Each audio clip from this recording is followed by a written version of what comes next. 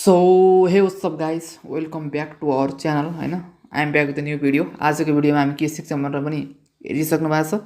So guys, ढिला नगरेर हाम्रो सिधै ट्युटोरियलमा जान्छौँ। मैले चाहिँ आज डाइरेक्ट यहाँ लिरिक्स मात्र लेखेको छु है। तपाईँले चाहिँ यसरी लेख्नु होला होइन, लेख्नु होला। र मैले आज दिने इफेक्ट चाहिँ तपाईँले अलि पछि दुईवटा हुन्छ होइन। यसमा चाहिँ हामी थोरै यो सिक्छौँ अनि टेक्स्टमा दिन्छौँ, त्यसपछि हामीले अरू अरू पनि सिक्छौँ क्या। त्यो हेर्नु होला, भिडियो थाहा हुन्छ होइन। सो गाइस, त्यो पछाडिको चाहिँ तपाईँले जुन लिरिक्समा युज गर्दा नि हुन्छ। सो गाइस, ढिला नगरेर सुरु गरिहाल्नु, आफै थाहा पाउनुहुन्छ होइन। सो गाइस, यसरी लेख्नु होला न, अनि यसरी लेख्नु होला। अनि त्यसपछि लेखिसकेपछि अब हामी यसमा के गर्छौँ भनेपछि अब हामी यसमा इफेक्टहरू दिन्छौँ। त्यसको लागि सबभन्दा पहिले यसमा जानु होला होइन, लेयरमा, लिरिक्सको लेयरमा जानु होला। गएर इफेक्टमा गएर अनि एड इफेक्टमा गएर सबभन्दा अगाडि चाहिँ हामीले यसमा चाहिँ अनि ब्लक डिसल्भ भन्ने छ नि, त्यो दिन्छौँ होइन। ब्लक डिसल्भ भन्ने छ नि, यो दिन्छौँ, ध्यान दिएर हेर्नु होला। सो गाइस, ब्लक डिसल्भको तपाईँ चाहिँ स्ट्रेन्थमा आउनु होला होइन। अनि स्ट्रेन्थमा आएर की फ्रेम दिनु होला। तिनवटा की फ्रेम दिनुपर्ने हुन्छ। एउटा की फ्रेम अगाडि हुन्छ जसको स्ट्रेन्थ चाहिँ फुल हुन्छ, 1.00 हुन्छ, र अर्को की फ्रेमको चाहिँ यहाँ हुन्छ, र यसलाई चाहिँ 0 गराइदिनु पर्ने हुन्छ। र अर्को चाहिँ लास्टमा हुन्छ जसलाई चाहिँ फुल गरिदिने है, फुल गरिदिने होइन, यताउता फुल अनि बिचको चाहिँ 0 है, यो हेर्नु होला। सो गाइस, यति गरिसकेपछि तपाईँ चाहिँ दुईवटा की फ्रेमको बिचमा आउनु होला। अनि यसमा आएर अनि यस्तो खाले एउटा ग्राफ गरिदिनु पर्ने हुन्छ, हेर्नु होला यो ग्राफ। अनि यसलाई स्क्रिनसट लगाएर राख्नु होला, अनि यसो काम लाग्छ। अनि यो ग्राफले कपी गरेर अनि यहाँ पछाडिकोमा पेस्ट गरेर अनि यसलाई चाहिँ रिभर्स गरिदिनु पर्ने हुन्छ होइन।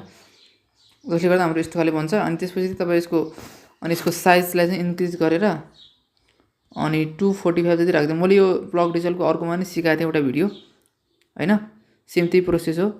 245 यसको ऊ राखिदिनु होला।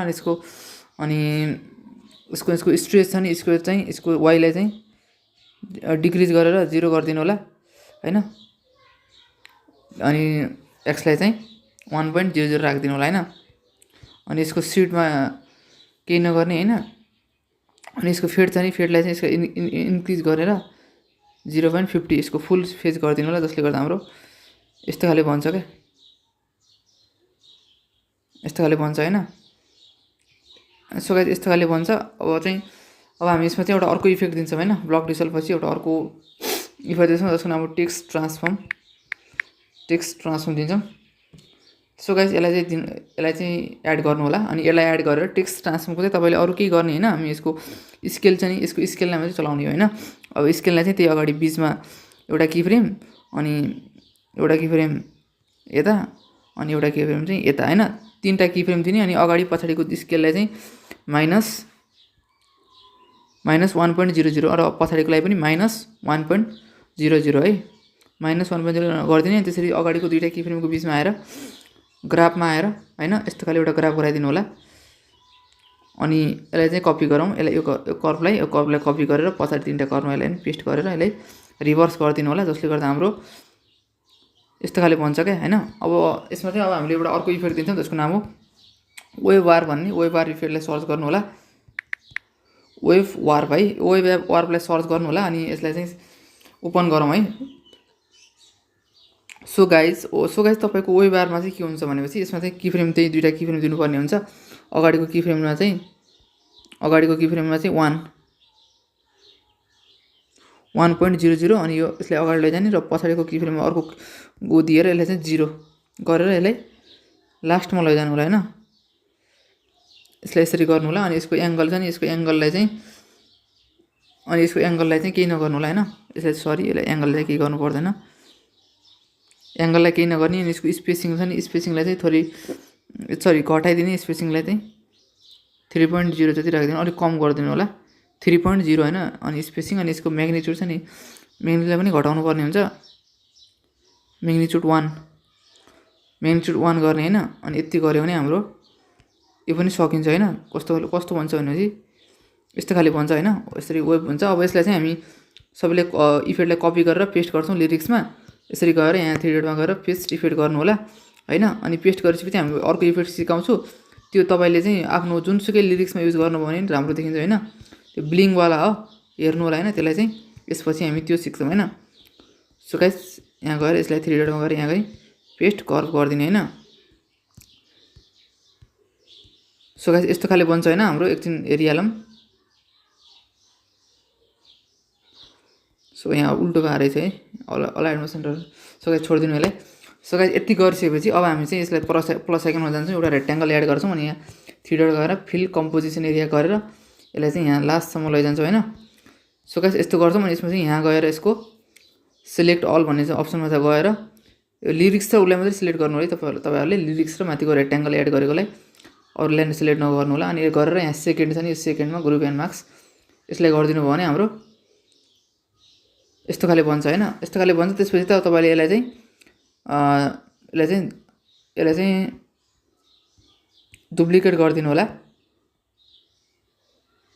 हैन। सो गाइस यसलाई डुप्लिकेट गर्नु होला हैन। अब डुप्लिकेट गरेपछि जुन मार्क्स 1 छ नि एउटामा मात्रै है, फेरि मार्क्स 1 मा चाहिँ एक दुईवटा इफेक्टहरू दिन्छौँ हामीले। सबभन्दा पहिला इफेक्ट भनेको चाहिँ गौसन ब्लर हो। गौसन ब्लर भन्ने चाहिँ यसलाई दिनु होला अनि यसलाई ओपन गरेर यसलाई चाहिँ अलि इन्क्रिज गरिदिनु होला। कति भनेपछि अनि यसलाई कति भनेपछि 750 जति राखिदिउँ हैन। 750 55 राखिदिनु होला गौसन ब्लरलाई एड गरेर। सो गाइस हेर्नु होला हाम्रो यस्तो खाले ग्लो हुन्छ क्या, बडी ग्लो हुन्छ। त्यसपछि चाहिँ अर्को इफेक्ट हुन्छ त्यसको हाम्रो अनि एक्सपोज एन्ड गामा भन्ने, एक्सपोज एन्ड गामा हैन। यसलाई ओपन गर्नु होला अनि यसलाई चाहिँ ओपन गरेर एक्सपोज एन्ड गामालाई ओपन गरेर जुन यसको एक्सपोज छ नि यसलाई चाहिँ बढाउने हो हामीले। अनि यसलाई चाहिँ कति जति राख्नु होला भनेपछि अलि इन्क्रिज गरेर 1.60 1.58 राखिदिनु होला। 1.60 राख्दा पनि भयो। सो गाइस यति गरिदिनु होला अनि यति गरेपछि ब्याक आउनु होला हैन। यसरी ब्याक आउनु होला अनि ब्याक आएर यसमा चाहिँ अनि एउटा अर्को इफेक्ट दिन्छौँ जसको नाम हो पल्स ओपासिटी भन्ने। अनि यसलाई चाहिँ ओपन गरौँ ल। यसलाई ओपन गरेर पल्स ओपासिटीको फ्रिक्वेन्सी छ नि, फ्रिक्वेन्सीलाई चाहिँ पल्स ओपासिटीको 16.00 हर्ज गरिदिनु होला हैन। जसले गर्दा हाम्रो यस्तो खाले बन्छ हैन। अब यसमा चाहिँ एउटा इमेज या कुनै कुरा एड गरौँ हैन, कस्तो देखिन्छ भनेपछि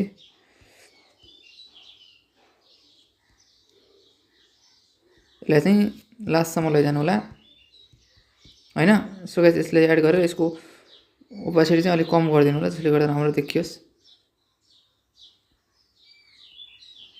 सो गाइस यस्तो खाले बन्छ हैन। सो गाइस यति नै यो भिडियो लास्टसम्म हेरिदिनु भयो त्यसको लागि धेरै धेरै धन्यवाद। See you in the next video. Thank you for watching है।